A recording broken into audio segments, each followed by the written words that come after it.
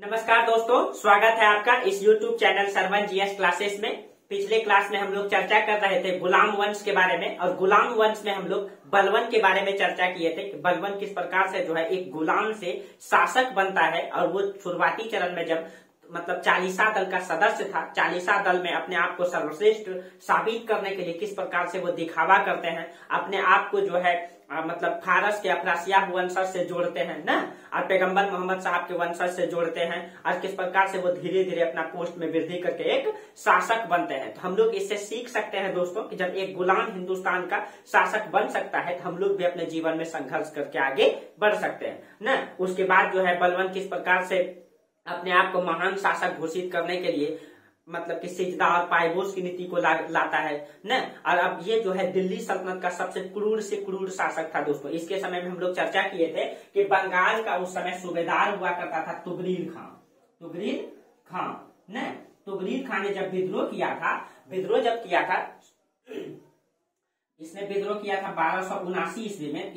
इसका विद्रोह को दबाने के लिए खुद बलबन आए थे। अब बलबन जो है इसको मुखबरी से पकड़वा करके न इसका शरीर का जो है जब इनको पकड़ लिया जाता है तो इनका शरीर का मांस निकाल लिया जाता है, उसमें भूसा भरवा करके भरे मार्केट में इसको दौड़ा मतलब कि दिखाता है और कहता है कि दिल्ली सल्तनत के खिलाफ जो है विद्रोह करने का नसरत इससे भी दर्दनाक होता है न। उसके बाद जो इनकी हत्या हो जाती है और इसमें जो है अपना पुत्र बुगरा खां को यहाँ का क्या बना देता है, बुगरा खां को यहाँ का सूबेदार बना करके वो वापस चला जाता है। और कहा जाता है दोस्तों इस हसरत को देख करके बुगरा खां जिंदगी में इतना डर गया था दोस्तों कि कभी शासक नहीं बना। ठीक है, कहा जाता है कि बुगरा खां का बेटा हुआ करता था अजीजुद्दीन केकूबाद। ठीक है, इसका बेटा था दोस्तों। और कहा जाता है कि बुगरा खां शासक नहीं बना, अपना पुत्र को इसने शासक बनाया। और कहा जाता है कि बुगरा खां अपना पुत्र का पैर छू लेता था दोस्तों। जिंदगी में इतना डर गया था बुगरा खां।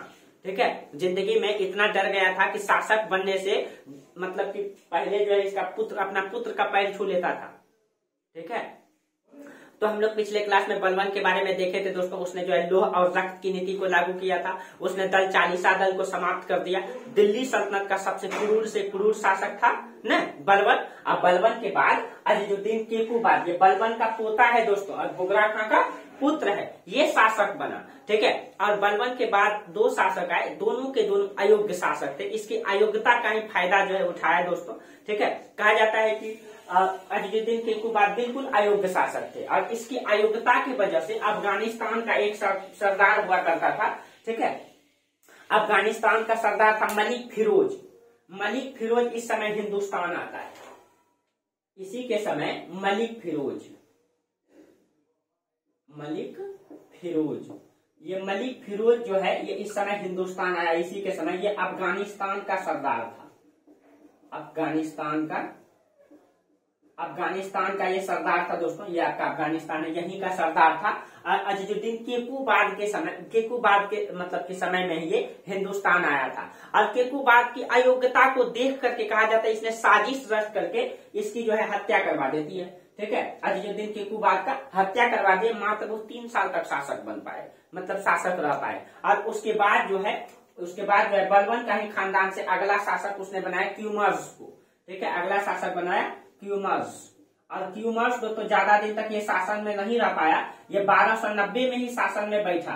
ठीक है, 1290 में, और 1290 में इसने कुछ दिन तक ही शासन कर पाया। और क्यूमर्स की भी हत्या कहा जाता है कि यही मतलब मलिक फिरोज जो अफगानिस्तान का सरदार था इसने इसकी हत्या करवा दी। ठीक है, मलिक फिरोज ने जो है इसकी हत्या करवा दी और ये मात्र कुछ दिन तक ही सत्ता में रह पाए। और बिल्कुल ये अयोग्य थे दोस्तों। इनकी अयोग्यता का ही फायदा मलिक फिरोज ने उठाया और मलिक फिरोज ने इसकी क्यूमर्स की हत्या करके, ठीक है, क्यूमर्स की हत्या करके मलिक फिरोज ने हिंदुस्तान की धरती पर एक नए राजवंश की नींव डाली जिसको हम लोग कहते हैं खिलजी वंश की नींव डाली। ठीक है, खिलजी वंश। इसने मलिक क्यूमर्स की हत्या करवा करके क्यूमर्स ने एक नए राजवंश की नींव डाली खिलजी वंश के बारे में। तो चलिए अब हम लोग चर्चा करते हैं मतलब खिलजी वंश के बारे में, किस प्रकार से खिलजी वंश में मात्र 4 शासक ने शासन किया। ठीक है,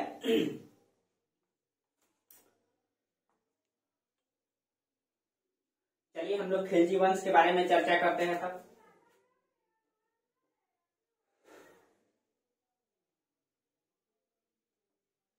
गुलाम वंश के बाद दिल्ली की गद्दी पर बैठा खिलजी वंश। देखिए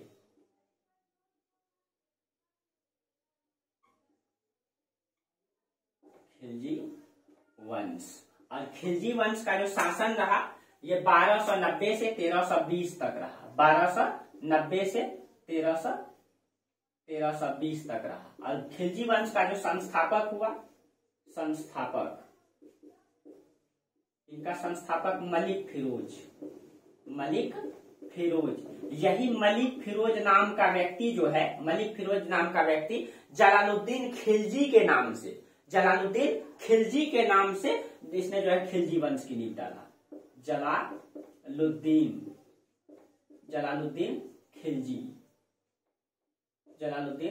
खिलजी के नाम से इसने जो है नए वंश की नींव डाला, जिसको हम लोग कहते हैं खिलजी वंश। और खिलजी वंश जो है 1290 से 1320 तक शासन किया। और इसमें खिलजी वंश में मात्र 4 शासक हुए। सबसे पहले में देखिए, सबसे पहले में जलालुद्दीन खिलजी।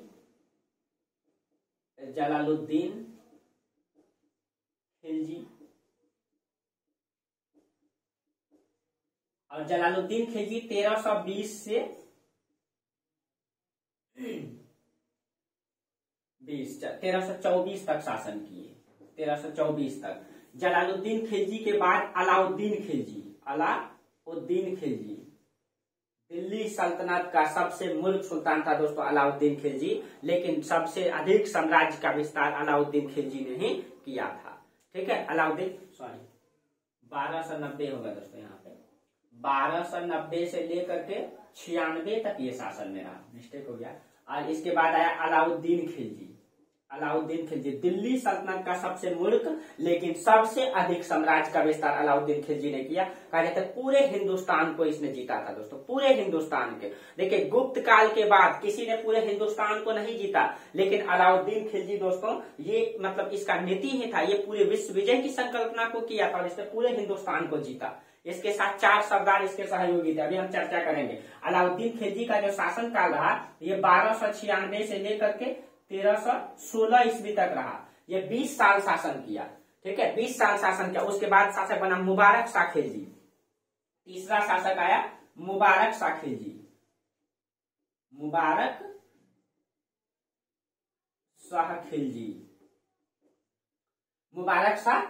उसके बाद नासिरुद्दीन खुसरो शाह, ये 1316 से 1320। और इसके बाद चौथा शासक बना नासिरुद्दीन खुसरो शाह।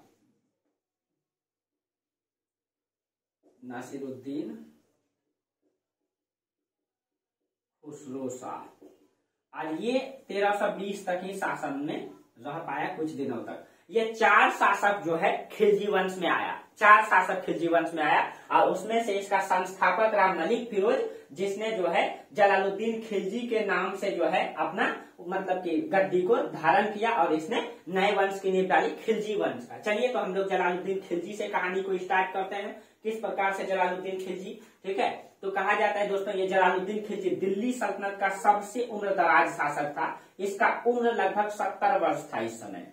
ठीक है, दिल्ली सल्तनत का ये सबसे उम्रदराज शासक था। इसका उम्र इस समय 70 वर्ष था। ठीक है, 70 वर्ष था। और ये सबसे उदार शासक भी था जलालुद्दीन खिलजी। ठीक है, सबसे उम्रदराज और सबसे उदार शासक भी था। इसी का भतीजा हुआ करता था अली गुरशस्प। ठीक है, इसका भतीजा कौन हुआ? इसका भतीजा अली गुरशस्प। यही अली गुरशस्प दोस्तों, यही अली गुरशस्प, इसी का नाम था अलाउद्दीन खिलजी।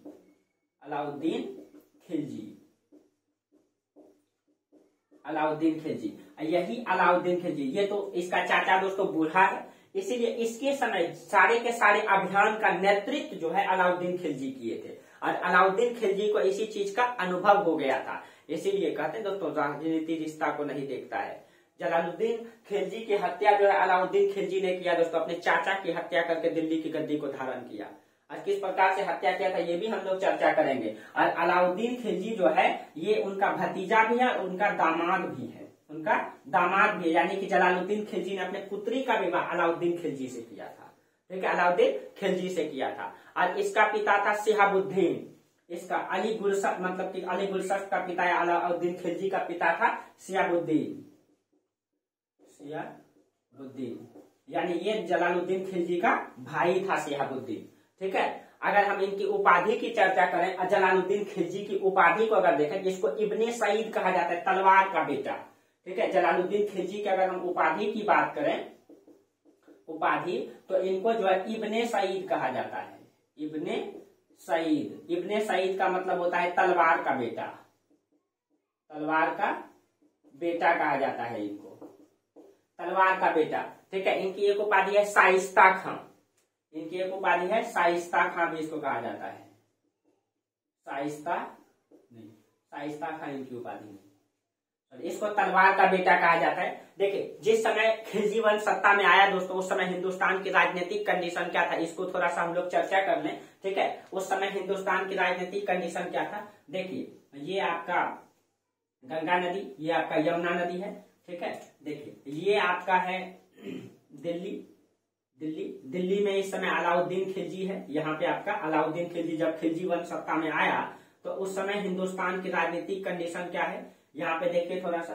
ठीक है, देखिए ये आपका गुजरात है, यहाँ पे आपका गुजरात है, ये आपका मालवा है, मालवा के नीचे में एक प्रांत यहाँ पे है वारंगल, यहाँ पे है एक प्रांत, इधर देवगिरी है, इधर यहाँ पे होयसल राजवंश है, दक्षिण में पांड्य राजवंश है, दक्षिण में आपका पांड्य राजवंश है, इसको हम लिख देते हैं।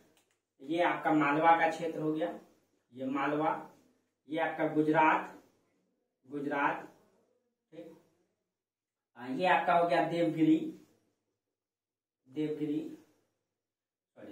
इधर हो गया, हाँ ये हो जाएगा देवगिरी। इधर आपका वारंगल है, वारंगल, और यहाँ पे आपका होयसल राजवंश है, होयसल राजवंश, और दक्षिण में आपका पांड्य वंश है, यहाँ पे आपका पांड्य वंश है। पांड्य वंश में यहाँ का दो भाई शासक में है, यहाँ पे दो भाई शासन कर रहा था, सुंदर पांड्य और एक का नाम था वीर पांड्य, ये दोनों आपस में झगड़ रहा था। ठीक है, ये स्थिति था, राजनीतिक कंडीशन इसका यही था। ठीक है, और ये आपका गुजरात था, गुजरात का शासक इस समय कर्णदेव था, कर्णदेव। अब देवगिरी का शासक इस समय था रामचंद्र देव, और इनकी मृत्यु के बाद इसका बेटा ब्रह्मदेव शासक बनता है, ब्रह्मदेव।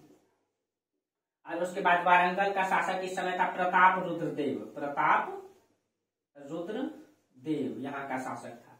ठीक है, और आपको पता है कि यहाँ पे आपका पड़ता है चित्तौड़, रणथंभौर, यहाँ पे पड़ता है, ये आपका चंबल नदी के किनारे चित्तौड़ और रणथंभौर राजस्थान में न, ये राजनीतिक कंडीशन है इस समय। ठीक है, देवगिरी आपका पड़ता है महाराष्ट्र में, देवगिरी, यहाँ का शासक रामचंद्र देव है। ये सब समृद्ध राज्य है दोस्तों, इस समय जो इसका कंडीशन है इसकी समृद्ध राज्य है। ठीक है, और यहाँ पे आपका पड़ता है करामानिकपुर, उत्तर प्रदेश में यहाँ पे पड़ता है करामानिकपुर। ठीक है, और ये करामानिकपुर दिल्ली सल्तनत का ही हिस्सा है।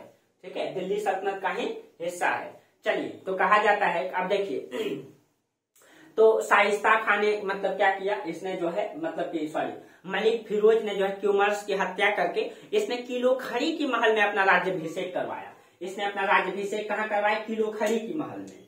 ये क्वेश्चन पूछा जाता है, जलालुद्दीन खिलजी ने अपना राज्याभिषेक,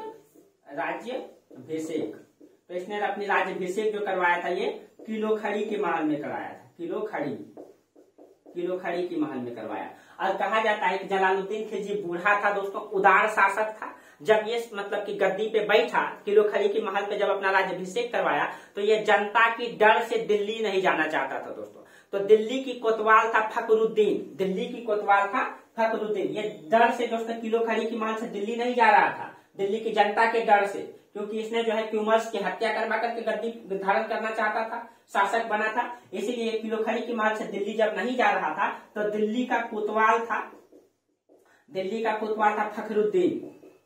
फखरुद्दीन। इसी ने इसको आमंत्रित किया दोस्तों दिल्ली आने के लिए कि आप आइए और दिल्ली की गद्दी को संभालिए, आपको कोई खतरा नहीं है। तब जाकर के जो है ये दिल्ली की गद्दी को संभालता है। और पहली बार जब ये बलबन के समय आया था, ठीक है, जब मलिक फिरोज जो है बलबन के समय आया था तो उसको सर ए जानदार का पद दिया गया था। तो जब ये आया था पहली बार बलबन के समय, तो बलबन के समय इसको सर ए जानदार का पोस्ट दिया गया था। सर ए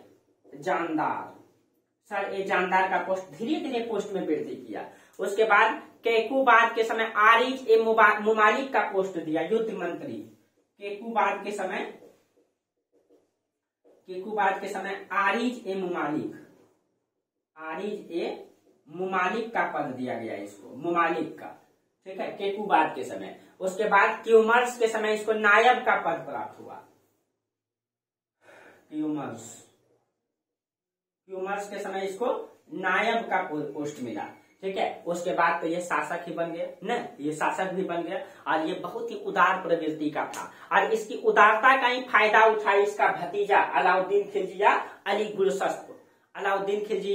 गुलशस्प। कहा जाता है कि जितना भी विद्रोह हुआ था, ये तो मतलब जलालुद्दीन खिलजी 70 वर्ष का शासक था और बिल्कुल उदार था और इसकी उदारता का फायदा है इसका मतलब भतीजा अली गुलशस्प उठाया। और इसका भतीजा जो है कि इनका दामाद भी बन चुका था क्योंकि उसने अपने पुत्री का विवाह इन्हीं से करा दिया था, ठीक है। तो देखिए अब जितना भी विद्रोह हुआ उन सभी विद्रोह को यही दबाएंगे और उसी का फायदा फिर उठाएंगे भी। तो इसके समय मतलब बहुत उदार शासक था जलालुद्दीन खिलजी, बहुत ही उदार था और इसकी उदारता का फायदा जो है सब गवर्नर उठाना चाहते थे, यानी सब इक्तेदार उठाना चाहते थे।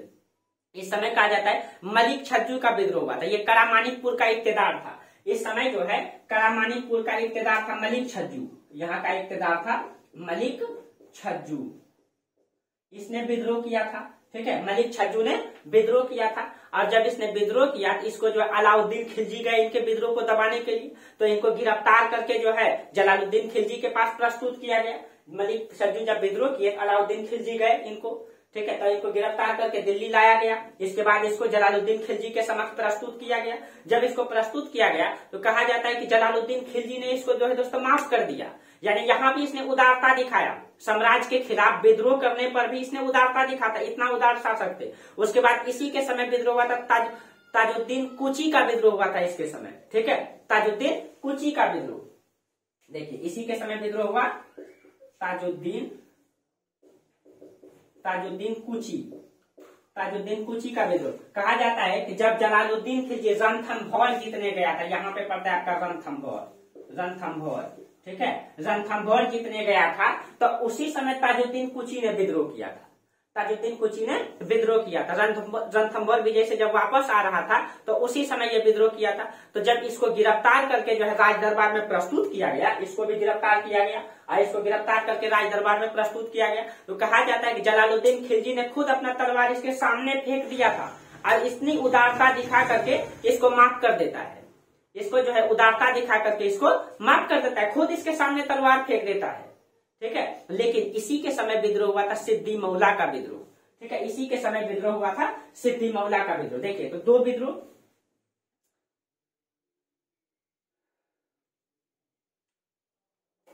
इसी के समय विद्रोह हुआ सिद्दी मौला। ये सिद्दी मौला कहा जाता है दोस्तों, ये सिद्दी मौला एक सूफी संत था, ये एक सूफी संत था और ये नासरुद्दीन की पुत्री से विवाह कर लिया था। नासरुद्दीन की पुत्री से विवाह करके ये अपने आप को गुलाम वंश का खून मानता है और जो है दिल्ली की गद्दी पर ये दावा ठोक देता है कि हम गुलाम वंश के वंशज हैं, इसलिए दिल्ली का वास्तविक हकदार हम हैं, ठीक है, हम हैं। और दिल्ली की गद्दी पर ये दावा ठोक देता है और विद्रोह कर देता है। तो कहा जाता है कि जब विद्रोह करता है और दिल्ली की गद्दी पे जो है दावा जब ठोकता है तो इनको भी गिरफ्तार किया जाता है, ठीक है, इनको भी गिरफ्तार करके जो है दिल्ली के दरबार में इसको मतलब कि जलालुद्दीन खिलजी के सामने प्रस्तुत किया जाता है। तो कहा जाता है दोस्तों इसको जो है हाथियों के बीच में फेंक देता है और इसको हाथी से कुचलवा दिया जाता है, इसको जो है हाथी से कुचलवा दिया जाता है। और कहा जाता है कि देखिए एक ही शासक एक ही मतलब कि विद्रोह में, यानी कि एक ही दंड में अलग अलग मतलब कि कार्य को प्रस्तुत करते हुए दिखाई दे रहा है, यानी एक ही सुल्तान जो है एक ही अपराध के लिए अलग अलग दंड दे रहे हैं, यानी कि उनका दोहरा चरित्र प्रस्तुत कर रहे हैं, वो जो है दोहरा चरित्र इसका सामने आ रहा है। और कहा जाता है कि जब ये रणथंभौर को जीतने गए थे, रणथंभौर के किले को जब ये नहीं जीत पाए तो नहीं जीत पाए। इन्होंने कहा था कि हम ऐसे ऐसे किले तो मुसलमान भाई के एक एक बाल के बराबर समझते हैं। यानी कि जब वो जो है कि रणथंभौर को जीत नहीं पाए तो अपनी कमजोरी को छुपाने का वो प्रयास करते हैं, वो अपनी कमजोरी को छुपाने का प्रयास करते हैं। कहीं कहीं ये आंतरिक रूप से कमजोर है ये, ठीक है। जब रणथंभौर को नहीं जीत पाए तो वो कहते हैं कि ऐसे ऐसे किले तो हम मुसलमान भाई के बाल के बराबर समझते हैं, यानी कि अपनी कमजोरी को वो छुपाने का प्रयास कर रहे हैं। और उसके समय सारे के सारे विद्रोह को दबाया अलाउद्दीन खिलजी ने, ठीक है। इसीलिए कहा जाता है दोस्तों, जब अलाउद्दीन खिलजी करामानिकपुर का सूबेदार था, करामानिकपुर का सूबेदार था उस समय जब इनकी मतलब मलिक सज्जू को दबा दिया गया तो करामानिकपुर का सूबेदार अलाउद्दीन को बनाया गया, अलाउद्दीन को बनाया गया। और उस समय दिल्ली में जलालुद्दीन खिलजी है, तो अलाउद्दीन खिलजी कहा जाता है भेलसा पे आक्रमण किया था। यहाँ से ये मतलब इक्तेदार रहते हुए भेलसा पे आक्रमण किया। मालवा का क्षेत्र पड़ता है भेलसा, वहां आक्रमण किया और बहुत सारा संपत्ति को लूट करके जो है वो करामानिकपुर गया। और जब करामानिकपुर गया उस समय जो है इक्तेदार की पोस्ट पे था, इक्तेदार रहते हुए उसने मालवा के भेलसा पे आक्रमण किया और जलालुद्दीन खिलजी को बताया भी नहीं था। और कहा जाता है यहाँ आक्रमण करके यहाँ से बहुत सारा संपत्ति लूट करके लेके जाता है और लूट करके लेके जा करके वो संपत्ति को अलाउद्दीन खिलजी के पास भिजवा देता है। तो अलाउद्दीन खिलजी भी खुश हो गए। उसके बाद कहा जाता है जब वो मालवा आए उनको जो है देवगिरी के बारे में पता चला कि देवगिरी में बहुत सारा संपत्ति है। तो उसके बाद जो है फिर इक्तेदार के पोस्ट पे रहते हुए बिना जलालुद्दीन खिलजी को बताए अलाउद्दीन खिलजी फिर देवगिरी पर आक्रमण करता है, जहां के शासक रामचंद्र देव को जो है बंदी बना लिया जाता है। उसके बाद रामचंद्र देव को कहता है कि आप अपने एक क्षेत्र का जो है टैक्स एलिचपुर देवगिरी, इसको जब गिरफ्तार कर लिया जाता है, इसको कैद कर लिया जाता है, इसको एक ही शर्त पे छोड़ता है, इसको कहता है कि आप अपने एक क्षेत्र एलिचपुर का जो है जो टैक्स है, जो कर है, हमें हर साल मतलब भेजते रहेंगे तो हम आपको कैद से मुक्त कर देंगे। तो जो है इस मतलब की शर्त पे इनको छोड़ दिया जाता है। उसके बाद जो है वो वापस आ जाते हैं करामानिकपुर। उसके बाद ये बात बाद में अलाउद्दीन खिलजी को पता चल जाता है, ठीक है, सॉरी जलालुद्दीन खिलजी को पता चल जाता है। तो जलालुद्दीन खिलजी को अलाउद्दीन खिलजी फिर से अपने चाचा को बोलता है कि आइए और लूटा हुआ धन को लेकर के जाइए, उपहार स्वरूप लेकर के जाइए। यहाँ पे अलाउद्दीन खिलजी का चाल था दोस्तों, कहते हैं ना रिश्ता राजनीति को नहीं देखता है, ठीक है। यहाँ अलाउद्दीन खिलजी का चाल था और जलालुद्दीन खिलजी बूढ़े शासक दोस्तों, बुजुर्ग शासक, वो समझ नहीं पाए इसकी कूटनीति को। और जियाउद्दीन बर्नी लिखते हैं जब अलाउद्दीन खिलजी से मिलने के लिए गए जलालुद्दीन खिलजी, तो उसने जो है बिना सेना के साथ गए, वो अपनी सारी सेना को यहाँ यमुना नदी के किनारे उतार दिए और सिर्फ और सिर्फ 4-5 अंगरक्षक के साथ वो मिलने के लिए गए। और दोनों का मिलन जो है यहाँ पे नदी के पास होता है, यमुना नदी पार करके होता है, ठीक है, इलाहाबाद के पास आसपास में उसका मतलब मिलन होता है। उसके बाद कहा जाता है कि अलाउद्दीन खिलजी उधर से आता है, ठीक है, और जैसे ही पैर झुकाता है अलाउद्दीन खिलजी के समक्ष, ठीक है, पीछे से कहा जाता है कि दोस्तों धड़ से अलाउद्दीन खिलजी का गला उतार दिया जाता है, ठीक है, धड़ से गला उतार दिया जाता है। जियाउद्दीन बर्नी ने खुद अपनी पुस्तक में लिखा है इस बात को, ठीक है, धड़ से गला उतार देता है, ठीक है। उसके बाद जो है कहा जाता है उनका गला का खून सूखा भी नहीं था दोस्तों, अलाउद्दीन खिलजी जो है ताज धारण कर लेता है, यानी अपने आप को शासक घोषित कर लेता है, ठीक है। और उसके बाद जो है दिल्ली की जनता दोस्तों अलाउद्दीन खिलजी ने जितना संपत्ति लूट करके लाया था उस संपत्ति को लुटाते हुए जाता है और दिल्ली की गद्दी को धारण कर लेता है। आज भी दोस्तों यही होता है, आज भी कहीं कहीं हमारे देश में 5 साल में चुनाव होता है, ठीक है, तो कहीं कहीं हम लोग गलत तरीके से वोट डाल देते हैं, अपने विचारों को बेच देते हैं, अपनी मतलब ईमान को बेच देते हैं कुछ क्षण पैसों के लिए, दारू शराब के लिए, कुछ क्षण पैसों के लिए अपने ईमान को, अपने विचार को बेच देते हैं और पैसे के बदौलत वोट डाल देते हैं। आज भी जनता वही थी दोस्तों, उस समय भी जनता वही थी, पैसे के भूखे थी, चंद पैसों के कारण जो है अपने ईमान और अपने विचार को बेच देते हैं। और यहाँ भी वही हुआ दोस्तों, अलाउद्दीन खिलजी ने जो है संपत्ति को लुटाते हुए आया और दिल्ली की जनता जो है हंसते हुए पैसा के बदौलत अलाउद्दीन खिलजी को शासक मान लिया। और इस प्रकार से जलालुद्दीन खिलजी की मतलब हत्या जो है खुद अलाउद्दीन खिलजी ने कर दिया। यानी कि दोस्तों रिश्ता राजनीति को नहीं देखता है, कौन चाचा है, कौन भतीजा है, कौन दामाद है।